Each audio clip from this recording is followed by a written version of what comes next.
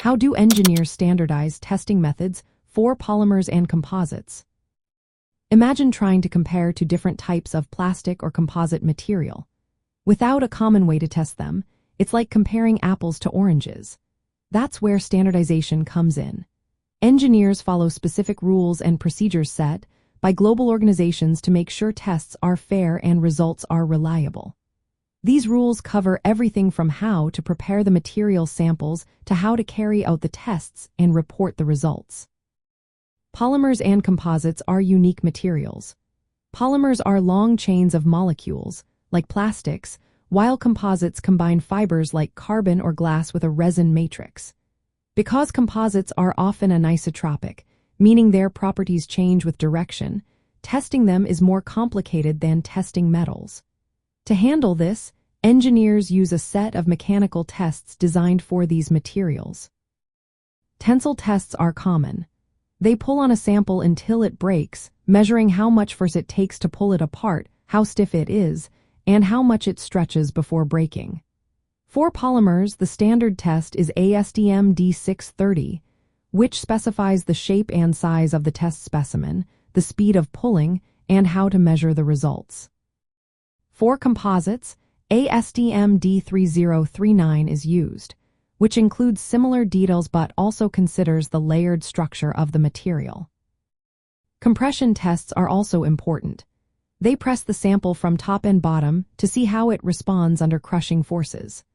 For polymers and composites, ASTM D340 provides guidelines, including using special fixtures like the Yitri wedge grip to prevent buckling during the test.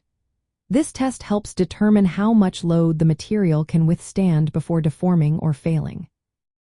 Flexural tests measure how a material bends. They are useful for parts that need to flex without breaking.